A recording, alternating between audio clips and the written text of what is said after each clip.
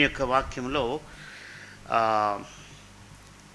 ఒక విషయం మనం చూసినట్టయితే ప్రాక్టికల్గా మనం చాలా విషయాల్లో బాధపడుతూ ఉంటాం. మనిషికి బాధలు ఉంటాయి. బాధలు లేని మనిషి ఎవరు ఉండరు.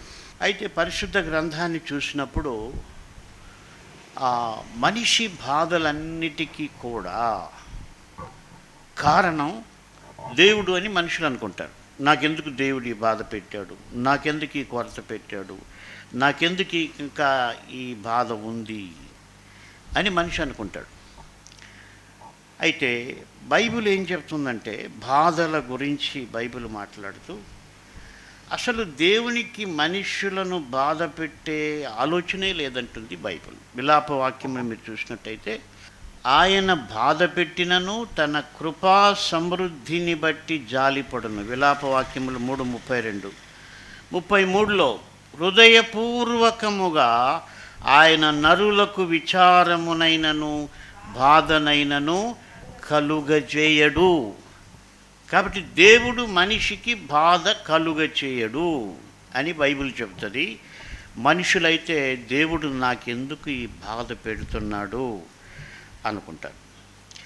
అఫ్కోర్స్ దేవుడు బాధను అనుమతిస్తాడు. ఎప్పుడు మనిషి మరి అనేక కారణాలను బట్టి బాధపడతాడు. అందులో కొన్ని కారణాలు మనం చూస్తాం. సో ఈ కారణాలని మనం చూసి వాటి విషయంలో జాగ్రత్త పడితే మనం చాలా బాధల నుండి తప్పించుకుంటాం. లేకపోతే అనవసరమైనటువంటి బాధలను మనం పొందకుండా జాగ్రత్త పడతాం. కాబట్టి దేవుడు నీ బాధకు కారణం కాదు. దేవుడు బాధను అనుమతించాడు అంటే ఎక్కడో అది మన పొరపాటు వలన అని పరిశుద్ధ గ్రంథం చెబుతుంది. కాబట్టి మొదటి నేను మీకు క్లారిఫికేషన్ ఇచ్చాను. విలాపవాక్యములు 3:22, 23 ప్రకారము దేవుడు మనుష్యులకు బాధ పెట్టడు. ఆయన బాధ పెట్టినా కూడా జాలి పడతాడు. అయితే బాధ ఎందుకు పెడతాడంటే, మనుషులు చేసినటువంటి పొరపాటు వలన. దేవుడు న్యాయవంతుడు కాబట్టి ఎప్పుడైతే మనిషి దేవునికి భిన్నంగా జీవిస్తాడో అప్పుడు బాధ కలుగుతుంది. కాబట్టి ఇక్కడ మనం చూసినట్టయితే చాలా కారణాలు ఉన్నాయి. కొన్ని కారణాలు మనం చూసినట్టయితే మనుష్యుల యొక్క బాధకు కారణం దావీదు 25వ కీర్తనలో 18వ వచనంలో, నా బాధను నా వేదనను కనుగొనుము, నా పాపములన్నిటినీ క్షమింపుము. కాబట్టి ఇక్కడ తన బాధకు కారణం తాను చేసిన పాపమని దావీదు గ్రహించాడు. అందుకే ఆయన దేవుని పైన నింద మోపడం లేదు. 51వ కీర్తనలో కూడా ఆయన పశ్చాత్తాపపడుతూ దేవుణ్ణి ఆయన ఏమాత్రం కూడా తప్పు పట్టకుండా, నీవు న్యాయవంతుడవు, నీవు అంతరంగములో సత్యము కోరుచున్నావు అని దేవుణ్ణి గురించి చెప్తూ, ఇది నా పొరపాటే, నా తప్పే, అందువల్లనే నాకు బాధ కలిగింది, నా పాపములన్నిటినీ క్షమించమని కీర్తనల గ్రంథంలో వేడుకుంటూ ఉన్నాడు. కాబట్టి మన జీవితంలో బాధలు చాలా కారణాల వల్ల వస్తాయి. ఆ బాధ అన్నది ఎవరు కూడా ఎంజాయ్ చేయలేరు కదా. అంటే బాధను ఎవరు ఎంటర్టైన్ చేయలేరు. బాధపడడానికి ఎవరు ఇష్టపడరు, సంతోషపడడానికి ఇష్టపడతారు తప్ప ఏ రకమైన బాధను కూడా మనిషి యాక్సెప్ట్ చేయడు. కానీ బాధ ఎందుకు వస్తుందంటే తను చేసేటువంటి పొరపాటు వల్ల. అది మనిషి గ్రహించటం లేదు. నేను చాలా సంవత్సరాల క్రితం అప్పుడు జూ పార్క్ దాటినప్పుడు అక్కడక్కడ కూర్చోవడానికి కల్వర్ట్స్ ఉంటాయి. అక్కడికి వెళ్ళి ప్రేయర్ చేసేవాడిని ప్రశాంతంగా. ఇప్పుడు జనసంచారం ఎక్కువైంది, కానీ ఆ రోజుల్లో అసలు మనుషులు ఉండేవాళ్ళు కాదు, అంత అడవిలాగా ఉండేది. సో ఒకసారి నేను కూర్చున్న చోటికి కరెక్ట్గా ఇంకొక ఆయన వచ్చి కూర్చున్నాడు పక్కనే. కూర్చొని, is a very nice gentleman. ఆయన ఏమన్నాడంటే, నా పక్కన కూర్చున్నాడు కాబట్టి, ఆయన జెంటిల్మ్యాన్ కాబట్టి ఆయనకు సిగరెట్ తాగే అలవాటు ఉంది, ఆయన సిగరెట్టు ముట్టించుకోవడానికి ముందుగా, సార్ మీకేమైనా అభ్యంతరమా నేను సిగరెట్ తాగితే ఇక్కడ కూర్చొని అని అన్నాడు. నేను చెప్పాను, నాకేం అభ్యంతరం లేదండి అని చెప్పాను. చెప్పిన తర్వాత ఆయన సిగరెట్ వెలిగించుకున్నాడు. వెలిగించుకున్న తర్వాత నేను ఆయనకి ఏం చెప్పానంటే, సార్ మీకు విషయం తెలుసా, మీరు సిగరెట్ తాగడం నాకు అభ్యంతరం కాదు, కానీ మీ శరీరానికే అభ్యంతరం అని మీరు ఎప్పుడైనా ఆలోచన చేశారా? నాకు అభ్యంతరమేమో అని మీరు చాలా కన్సర్న్గా అడిగారు. That's a very good behaviour, no doubt about it. కానీ మీరు పొగ త్రాగడము మీ శరీరానికే, మీ లంగ్స్కే, మీ బాడీకే కష్టమని, బాధని మీరు ఎప్పుడైనా ఆలోచన చేశారా అని అడిగాను. ఆయన చాలా ఆశ్చర్యపోయాడు ఆ ప్రశ్న. సో ఆయనకి అప్పుడు సువార్త చెప్పాను. అంటే యేసు ప్రభువు ప్రతి విధమైనటువంటి దురలవాటును విడిపించగలడు, ఆ బాధలు లేకుండా చేయగలడు. ఇంకా ఆశ్చర్యమైన విషయం ఏంటంటే, ఈ బాధ కలిగించేటువంటి తప్పులు పొరపాట్లు చేసినప్పుడు మనిషికి ఎలాంటి బాధ కూడా ఉండదు. సిగరెట్ తాగినప్పుడు కానీ, మద్యం సేవించినప్పుడు కానీ, ఇంకో దురలవాటు చేసినప్పుడు కానీ, ఆ టైం బీయింగ్లో మనిషికైతే ఏం బాధ ఉండదు, యాక్చువల్గా ఎంజాయ్ చేస్తున్నట్టుగా ఫీల్ అవుతారు. కానీ బట్ లేటర్ దాని రిజల్ట్ ఏంటంటే బాధ, భయంకరమైనటువంటి బాధ, లంగ్స్ ప్రాబ్లం, రకరకాల వ్యాధులు, క్యాన్సర్, ఇవన్నీ కూడా ఉంటాయి. ఎందుకు? వాళ్ళు చేసేటువంటి పొరపాటు. కానీ వాళ్ళు పొరపాటు చేస్తున్నట్టుగా అనుకోవట్లేదు. ఏది ఏమైనప్పటికీ మనిషి తెలుసుకోవాల్సింది ఏంటంటే, నా ప్రవర్తన వలన, నా వ్యక్తిగత పొరపాటు వలన నాకేదైనా బాధను నేను కొని తెచ్చుకుంటున్నానా అన్నటువంటిది పరిశీలించుకోవాలి. అందుకొరకే మీకు ఎగ్జాంపుల్ చెప్పాను. ఆయనకు తెలియదు పాపం, చాలా నైస్ మ్యాన్. అయితే ఆయన తాగుతున్నటువంటి ఆ యొక్క సిగరెట్ ఆయనకు ప్రమాదకరమని ఆయన గ్రహించడానికి నేను చెప్పాల్సి వచ్చింది. సరే, మనం కారణాలు చూద్దాం. ఈ కారణాలు మనలో ఉన్నట్టయితే మనం వాటిని తొలగించుకుంటే మనం బాధ నుండి బయటపడతాం. చాలాసార్లు మొట్టమొదటిది పాపమని దావీదు చెప్పాడు. రెండవ కారణం ఏంటంటే, ఇర్మియా గ్రంథం 2వ అధ్యాయం 17వ వచనంలో ప్రవక్త అక్కడ ఇంకొక మాట చెప్తున్నాడు. ఇది చాలా ఇంపార్టెంట్ మాట. మొదటిదేమో పాపము వలన బాధ కలిగిందని దావీదు చెప్పాడు.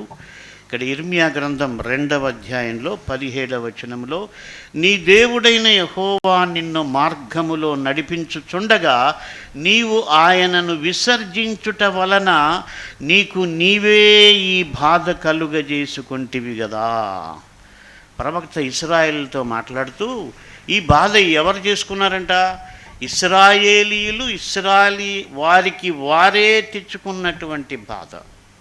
ఎవరో పెట్టినటువంటి బాధ కాదు, వారికి వారే తెచ్చుకున్న బాధ. ఎందుకంటే వారు దేవుణ్ణి విసర్జించుట వలన వారు బాధను తెచ్చుకున్నట్టుగా ప్రవక్త చెబుతూ ఉన్నాడు. కాబట్టి మనం దేవునికి వ్యతిరేకంగా పాపం చేసినా బాధ తెచ్చుకుంటాం, మనమే తెచ్చుకుంటాం. అలాగే ఆయన్ను విసర్జించిన, ఆయన్ను మర్చిపోయిన, ఆయన్ను పక్కకు పెట్టి జీవించిన బాధనైతే ఖచ్చితంగా తెచ్చుకుంటాం. కాబట్టి మనం మన బాధకు మనమే కారణమా అన్నటువంటిది మనం చాలా పరిశీలించుకోవాలి. తర్వాత మనం చూసినట్టయితే, మనుష్యులు దేవునికి ప్రతికూలమైన దాన్ని చేసినప్పుడు దేవుడు బాధను అనుమతిస్తాడు. మొదటి దినవృత్తాంతములు 21వ అధ్యాయం 7వ వచనం. మొదటి దినవృత్తాంతములు 21:7. మనము బాధలకు కారణాలు చూస్తున్నాం. కీర్తనలు 25:18లో మనిషి చేసేటువంటి పాపాన్ని బట్టి మొదటి కారణం. రెండవది ఇర్మియా 2:17లో ఇశ్రాయేలీయులు యెహోవాను విసర్జించుట వలన కలిగినటువంటి బాధ. మూడవది మనుష్యులు దేవునికి ప్రతికూలమైన దానిని చేసినప్పుడు దేవుడు బాధను అనుమతించాడు. మొదటి దినవృత్తాంతం 21:7. ఈ కార్యము దేవుని దృష్టికి ప్రతికూలమగుట చేత ఆయన ఇశ్రాయేలీయులను బాధ పెట్టెను. గమనించండి, దేవుడు ఎందుకు బాధ పెట్టాల్సి వచ్చింది? ఇశ్రాయేలీయులు ప్రతికూలమైన దాన్ని చేశారు. ఇశ్రాయేలీయులు ప్రతికూలమైన దాన్ని చేశారు, అందుచేత దేవుడు బాధ పెట్టాడు. ఇక్కడ మీకు ఈ మధ్యనే ఒక ఆయన నన్ను డౌట్ అడిగాడు, మంచి డౌట్. ఆయన ఏమడిగాడంటే,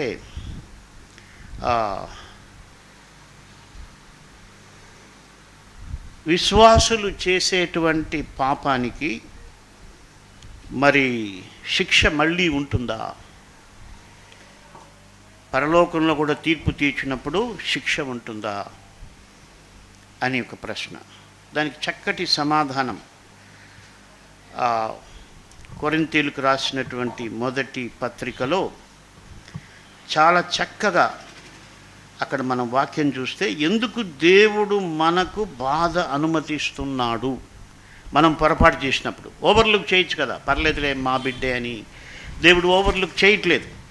ఎందుకు ఓవర్లుక్ చేయట్లేదంటే, పరిశుద్ధ గ్రంథంలో కొరింథీయులకు రాసిన మొదటి పత్రిక 11వ అధ్యాయంలో మనం చూసినట్టయితే, అక్కడ 32వ వచనం, మనము తీర్పు పొందిన ఎడల లోకముతో పాటు మనకు శిక్షావిధి కలుగకుండునట్లు ప్రభువు చేత శిక్షించబడుచున్నాం. ఎందుకు ఈ లోకంలో మనం పొరపాటు చేసినప్పుడు మనల్ని శిక్షిస్తాడు, లేక మనల్ని బాధ పెడతాడంటే, అది జరగకపోతే తీర్పు దినాన నువ్వు లోకముతో పాటు శిక్షింపబడి నరకానికి పోయేటువంటి ప్రమాదం ఉంది. కాబట్టి దేవుడు న్యాయవంతుడు. కాబట్టి దేవుని ప్రజలు పొరపాటు చేసినప్పుడు, అంటే పాపం చేసినా, ఆయన్ని విసర్జించినా, దేవునికి ప్రతికూలమైన దాన్ని చేసిన దేవుడు తప్పకుండా ఆయన మనకు శిక్షను లేక మనకు బాధను అనుమతిస్తాడు. కానీ మన ఎక్స్పెక్టేషన్ ఏంటంటే, మనం ఏం చేసినా కూడా దేవుడు మనల్ని ఏమీ అనకూడదు. మరి దేవుడు మనల్ని ఓవర్లుక్ చేయాలి. అంటే మనం దేవుని బిడ్డలు కాబట్టి మనల్ని ఓవర్లుక్ చేయాలని మనం కోరుకుంటాం. కానీ బైబిల్ చెప్తుంది, దేవుడు మొట్టమొదట తన ప్రజలను కన్సర్న్ కలిగి ఉన్నాడు. కాబట్టి మనకు తప్పకుండా, అందుకనే హెబ్రీలో అంటాడు, తన పరిశుద్ధతలో పాలు పొందుటకు దేవుడు మనల్ని శిక్షిస్తూ ఉన్నాడు, లేక బాధను అనుమతిస్తూ ఉన్నాడు. కాబట్టి మనం అలాంటిది జరిగినప్పుడు మనం సంతోషించవచ్చు. ఎందుకంటే దేవుడు తన పరిశుద్ధతలో పాలు పొందడానికి మనకు జీవితంలో బాధను అనుమతిస్తాడు. మనం ఆ యొక్క పాపములో పడిపోకుండా, లోకముతో పాటు తీర్పు తీర్చబడకుండా దేవుడు మన పట్ల చూపినటువంటి కృపాది. కాబట్టి దేవుడు బాధను అనుమతించేటువంటి విషయాల్లో 4వది మనం చూసినట్టయితే, కీర్తనల గ్రంథం 106:32. ఇక్కడ ఒక బాధ కలిగింది. 106:32, మెరీబా జలముల యొద్ద వారు ఆయనకు కోపము పుట్టించిరి, కావున వారి మూలముగా మోషేకు బాధ కలిగెను. ఎట్లనగా వారు అతని ఆత్మ మీద తిరుగుబాటు చేయగా అతడు తన పెదవులతో కాని మాట పలికెను. కాబట్టి ఇక్కడ మోషేకు బాధ కలిగింది. ఎందుకు బాధ కలిగిందంటే, తన పెదవులతో కాని మాట పలికాడు. తన పెదవులతో కాని మాట పలికాడు. కాబట్టి మనం అర్థం చేసుకోవాలి, మనము పాపం చేసినా, దేవుణ్ణి విసర్జించినా, దేవునికి ప్రతికూలమైన దాన్ని చేసినా, కాని మాట పలికినా బాధ కలుగుతుంది. మోషే లాంటి గొప్ప ప్రవక్త, ఇక్కడ మనం ఎంతైనా మాట్లాడొచ్చు ఈ విషయంలో, ఈ మాటలో. ఆయన కాని మాట పలికే వ్యక్తి కాదు. ఆయన భూమిపైన అత్యంత సాత్వికుడని దేవుడు సాక్ష్యం ఇచ్చాడు. అయితే ఎవరి వలన ఆయన కాని మాట పలికాడు? ఇశ్రాయేలీయులు ఆయన ఆత్మపైన తిరుగుబాటు చేశారు. కాబట్టి చాలాసార్లు మనము మనుష్యుల యొక్క ప్రేరేపణ వలన తప్పులు చేస్తాం. మనుషులు మనల్ని ఇబ్బంది పెట్టడం వలన మనం కాని మాట పలికే ప్రమాదం ఉంది. కాబట్టి విశ్వాసులుగా మన రెస్పాన్సిబిలిటీ మనం తీసుకోవాలి. చాలా ఆశ్చర్యం ఏంటంటే ఆ సందర్భంలో దేవుడు మోషేను శిక్షించాడు కానీ ఇశ్రాయేలీయులను అప్పటికప్పుడు ఏమనలేదు. యాక్చువల్గా కారణమైతే ఇశ్రాయేలీలే, నో డౌట్. కానీ ఆ తర్వాత వాళ్ళు శిక్షించబడ్డారు. బట్ స్పాట్లో దేవుడు మోషేతో అన్నాడు, నీవు నా పరిశుద్ధతను సన్మానించకుండా కాని మాట పలికావు కాబట్టి నీవు కనాను దేశాన్ని చూస్తావు కానీ దానిలో ప్రవేశించవు అని దేవుడు ఆ యొక్క బాధను, అందుకే బాధ కలిగింది మోషేకి కదా. ఎలా కలిగింది బాధ? ఆయనకి ఫిజికల్గా ఏం దెబ్బలు పడలేదు, బట్ దేవుడు ఆయనతో అన్నాడు, నీకు ఆ ప్రివిలేజ్ పోయింది అన్నప్పుడు తప్పకుండా మోషే ఎంతో బాధపడి ఉంటాడు. కారణం ఏంటంటే తను ఎమోషన్లో కాని మాట పలికాడు. కాబట్టి మనం కాని మాట పలికితే బాధ కలుగుతుంది. ఇది గుర్తుపెట్టుకోవాలి. మీరు ఇంట్లో అయినా, భార్యాభర్తలైనా, లేదు వేరేది ఎక్కడైనా మీరు అన్బిబ్లికల్ వర్డ్ మీ నోటి నుంచి వస్తే తప్పకుండా దానికి బాధ అయితే కలుగుతుంది. అది మనం జాగ్రత్తగా గుర్తుపెట్టుకోవాలి. నాకు మాట్లాడాలంటే భయం ఈ వాక్యాలు కంఠపాఠం చేసిన తర్వాత. అంటే ఏంటి? నేను మాట్లాడే నా మాట వలన నేనెందుకు బాధ తెచ్చుకోవాలి? Because Bible is very clear. నువ్వు పాపం చేసినా, దేవుణ్ణి విసర్జించినా, దేవునికి ప్రతికూలమైన దాన్ని చేసినా, కాని మాట పలికిన బాధ అయితే ఖచ్చితంగా కలుగుతుంది. ఎందుకు దేవుడు ఆ బాధను కలుగజేస్తాడంటే లోకముతో పాటు మనము శిక్షింపబడకుండాన్నట్లు దేవుడు అలాగా అనుమతిస్తున్నాడు. తన పరిశుద్ధతలో పాలు పొందడానికి అనుమతిస్తూ ఉన్నాడు. 5వది మనం చూసినట్టయితే తిమోతికి రాసిన మొదటి పత్రిక 6వ అధ్యాయం 10వ వచనం. ఇది చాలా టెరిబుల్ వర్స్. ఎందుకనగా ధనాపేక్ష, మొదటి తిమోతి 6:10, ఎందుకనగా ధనాపేక్ష సమస్తమైన కీడులకు మూలము. కొందరు దానిని ఆశించి విశ్వాసము నుండి తొలగిపోయి నానా బాధలతో తమను తామే పొడుచుకొనిరి. నానా బాధలతో తమను తామే పొడుచుకున్నారంట. ఏంటి కారణం అంటే ధనాపేక్ష అంటున్నాడు. అసలు ఇది లోకానికి అర్థం కానటువంటి మాట. లోకంలో ధనాపేక్ష లేని వాళ్ళు ఎవరు కూడా ఉండరు. ఎందుకంటే అది ధనాపేక్ష అన్నటువంటిది నా దృష్టిలో అది కూడా ఒక ఈవిల్ స్పిరిట్ అనుకోవచ్చు. తెలియని ఈవిల్ స్పిరిట్. అది లోకంలో అందరికీ ఉంటుంది, విశ్వాసుల్లో కూడా అది ఉండే ప్రమాదం ఉంది. కాబట్టి పౌలు తిమోతికి రాస్తూ ధనాపేక్ష సమస్త కీడులకు మూలం. కొందరు దానిని ఆశించి నానా బాధల చేత తమను తామే పొడుచుకొనిరి. నానా బాధల చేత అంటే ఒక బాధ కాదు, అక్కడ నానా బాధలంట. ఆ ధనాపేక్ష కలిగిన వాళ్ళు ఆస్తులు పోగొట్టుకొని, పరువు పోగొట్టుకొని, ఏదో డబ్బులు వస్తుందని ఇన్వెస్ట్ చేసి అక్రమ మార్గంలో సంపాదించాలని ధనాపేక్ష చేత ఎంతోమంది, మరి హిమ్ అన్నటువంటి ఒక ప్రాజెక్ట్ వచ్చినప్పుడు చాలామంది పాస్టర్లు మరి ఆ డబ్బునంతా కూడా దాంట్లో పెట్టి నష్టపోయి చాలామంది జైలుకు కూడా వెళ్ళారు ఆ ప్రాజెక్టు వలన. అంటే ధనాపేక్ష. కాబట్టి అక్కడ దేవుడు చేసింది కాదు అది. వాళ్ళు నానా బాధలు పడ్డారు. పడుతున్నప్పుడు మనిషి అనుకుంటాడు, నాకెందుకు దేవుడు బాధ పెట్టాడు. లేదు, దేవుడు నిన్ను బాధ పెట్టలేదు, ఆయన బాధ పెట్టడు. పెట్టడానికి కారణం నువ్వే. అయితే నువ్వు బాధపడుతుంటే కూడా దేవుడు తన కృపను బట్టి నీ పైన జాలి పడతాడు. వారి బాధను చూసి, వారి రోదనము విని దేవుడు వారిని కనికరించను అని ఉంది బైబిల్లో. కాబట్టి మనం ఎన్ని కారణాలు చెప్పుకున్నాం? కాబట్టి ఇవి మనం గుర్తుపెట్టుకోవాలి. చాలాసార్లు మనం బ్లెస్సింగ్స్ 7 బ్లెస్సింగ్స్ 9 బ్లెస్సింగ్స్ అంటే ఇష్టపడతాం. కానీ నేనేమంటానంటే వీటిని మనం పాటిస్తే అప్పుడు మనకు ఆశీర్వాదం వస్తుంది. హల్లెలూయా. అంతేగాని నువ్వు ఇవన్నీ నెగ్లెక్ట్ చేసి, అంటే ఏవే అంశాలు చెప్పామో ఇవన్నీ కూడా నువ్వు జాగ్రత్త పడకుండా నీ ఇష్టానుసారంగా జీవిస్తూ దేవుడు నన్ను బ్లెస్ చేయాలా, దేవుడు నాకు మంచి మ్యాచ్ తీసుకురావాలా, లేకపోతే దేవుడు నాకు మంచి ఎడ్యుకేషన్ ఇవ్వాలా అని ప్రార్థన చేస్తే దేవుడు మొట్టమొదట ఏమంటాడంటే ఇవన్నీ కూడా సరి చేసుకోమని రమ్మంటాడు. కాబట్టి మన జీవితంలో చాలా జాగ్రత్తగా ఉండాలి. ఒకవేళ బైబిల్ ఏం చెప్తుందంటే దేవుని చిత్తానుసారంగా బాధపడితే అది గొప్ప ఆశీర్వాదం అంటుంది బైబిల్. ఇది ఇప్పుడు చెప్పినటువంటి మన ఈ కారణాలు ఇవి ఆశీర్వాదకరమైనవి కాదు.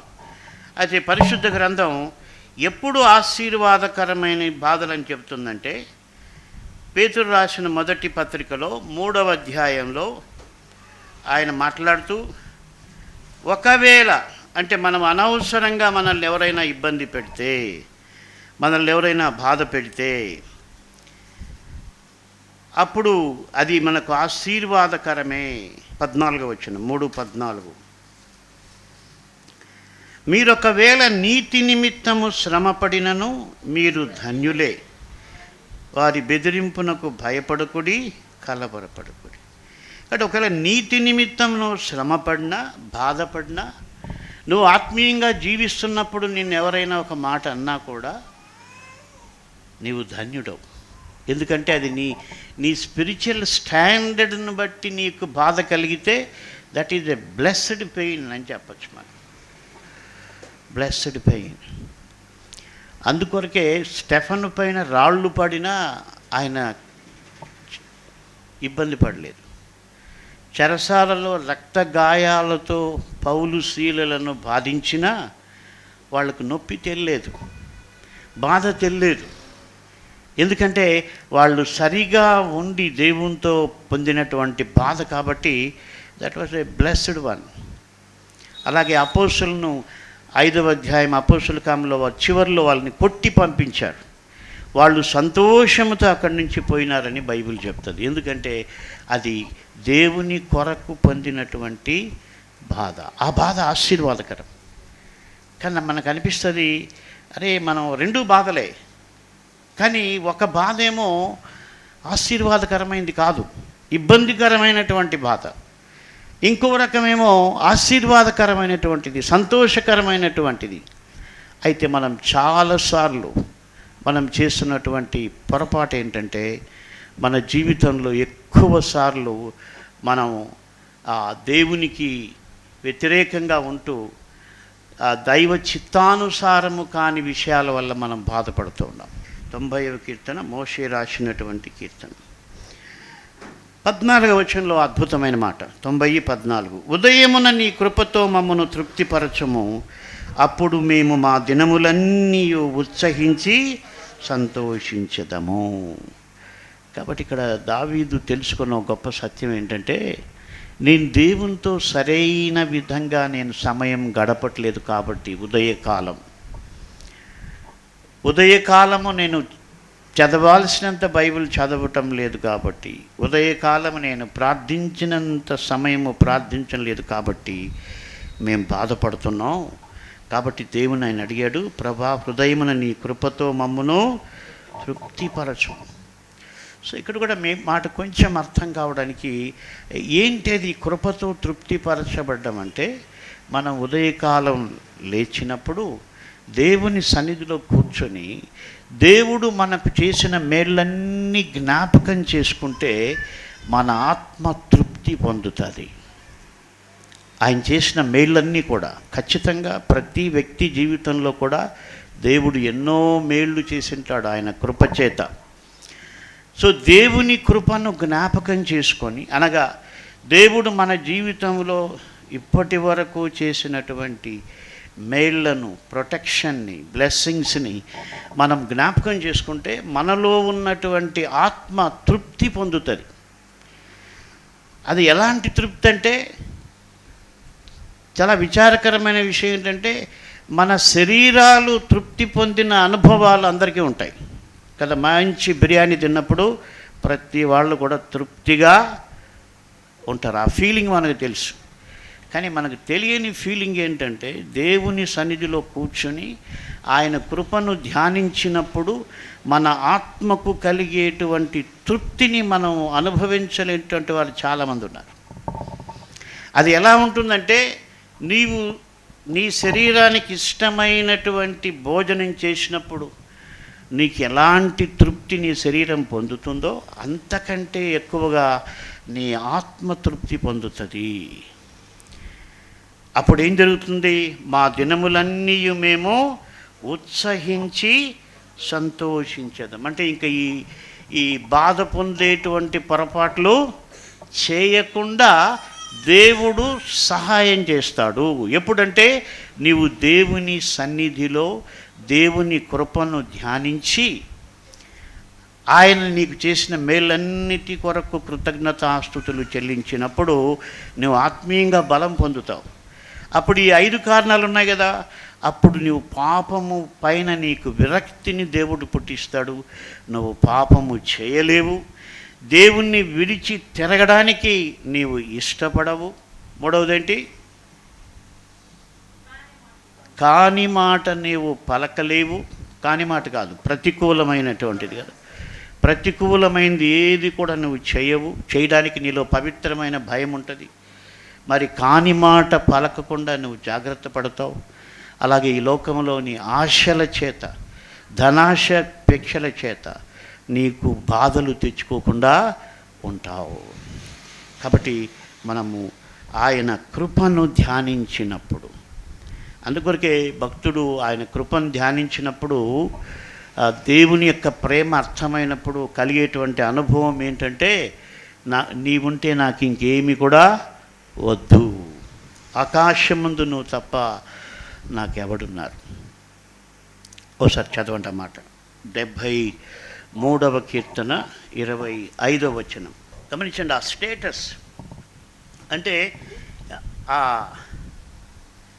ఈ మాట ఎప్పుడు చెప్తున్నాడు ఆయన?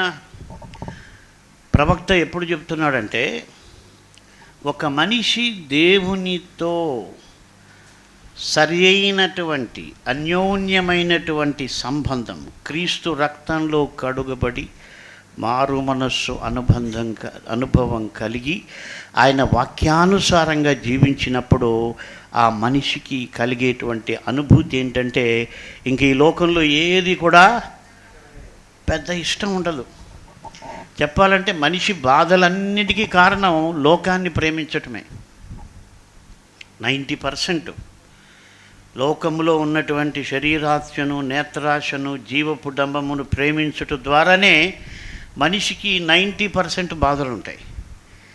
మరి ఎప్పుడైతే ఒక మనిషి దేవునిలో చక్కగా దేవుడు చెప్పినట్టుగా జీవిస్తాడో అప్పుడు ఆ మనిషి దేవుని కృపచేత తృప్తిని కలిగి ఆ మనిషి అంటాడు, నీవుంటే నాకు చాలు, ఇంకా లోకము లేనిది ఏది కూడా నాకు అక్కర్లేదు. పాట పాడడం చాలా సులువే.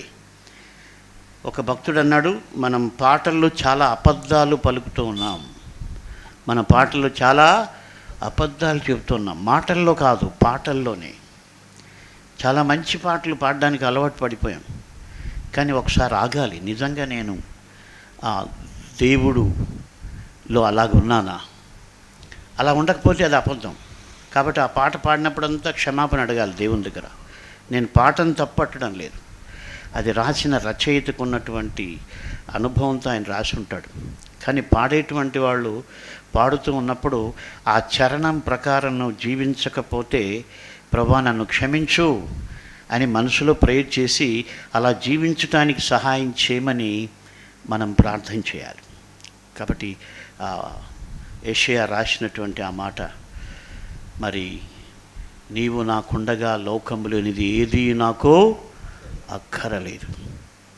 అలాగే యేసు ప్రభువు లేకపోతే లోకములో అన్నీ కూడా కావాలని మనిషి కోరుకుంటాడు. ఏది కాదు, అన్నీ కూడా కోరుకుంటాడు. అందుకే అన్ని బాధలు తెచ్చుకుంటాడు.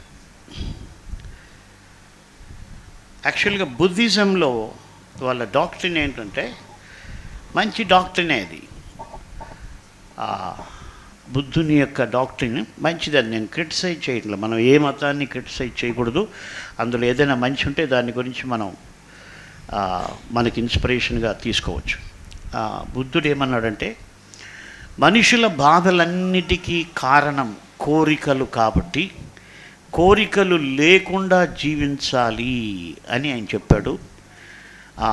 ఆయన అభిప్రాయం చాలా మంచిదే. కానీ ప్రాక్టికల్గా కోరికలే లేకుండా ఏ మనుషులు జీవించలేరు కదా. కోరిక లేకుండా ఎవరు జీవించలేరు. ఇంకా విచిత్రం ఏంటంటే, కోరిక లేకుండా జీవించాలన్నది కూడా ఒక కోరికే కదా.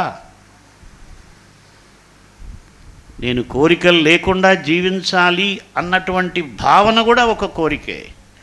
కాబట్టి కోరికలు లేకుండా జీవించడం అసాధ్యం. అయితే బైబిల్ ఏం చెప్తుందంటే, దేవుని యొక్క వాక్యపు పరిధిలో నీవు కోరికలు కలిగి ఉండడం తప్పు కాదు.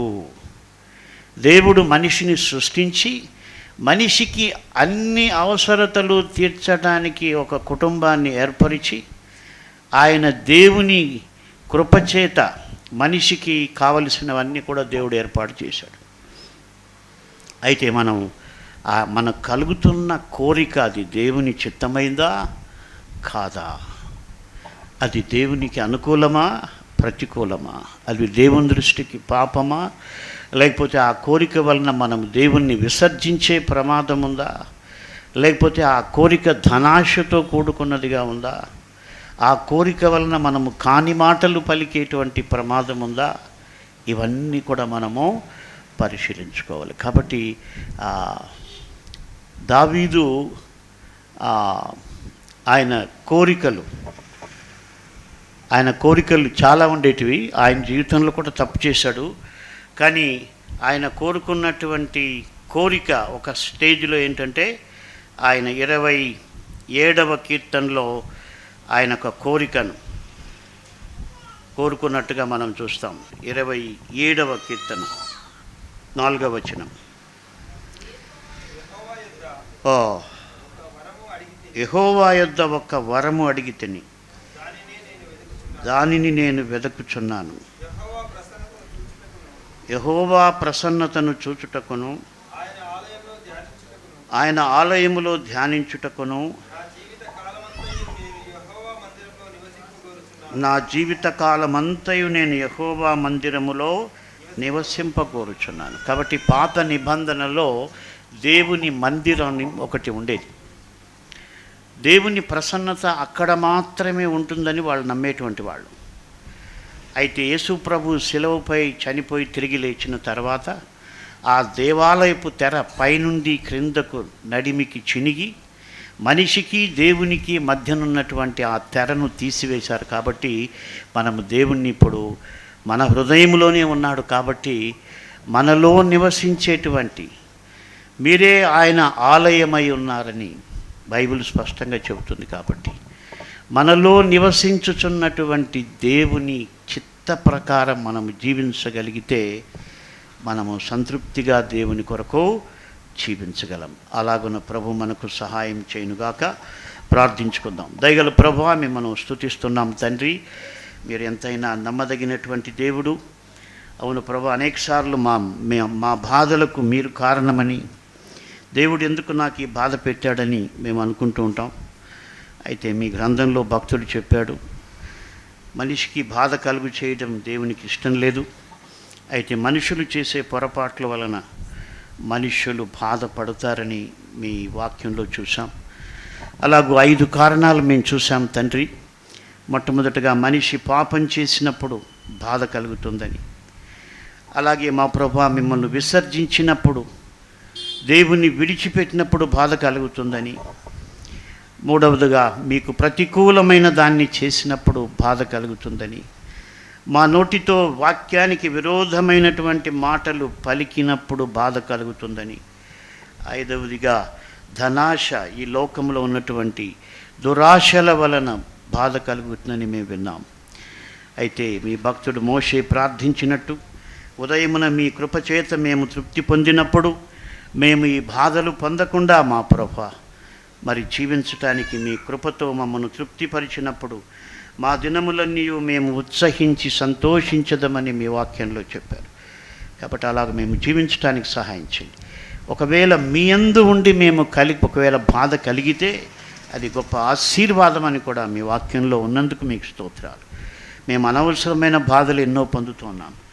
దయచేసి వాటి నుంచి మమ్మల్ని విడిపించి అవి పొందకుండా మా ప్రవర్తనను సరిచేసి మీ కొరకు బాధపడే గొప్ప ధన్యత మాకు అనుగ్రహించమని మీకే మహిమ చెల్లిస్తూ యేసు నామమున ప్రార్థిస్తున్నాము తండ్రి. ఆమేన్.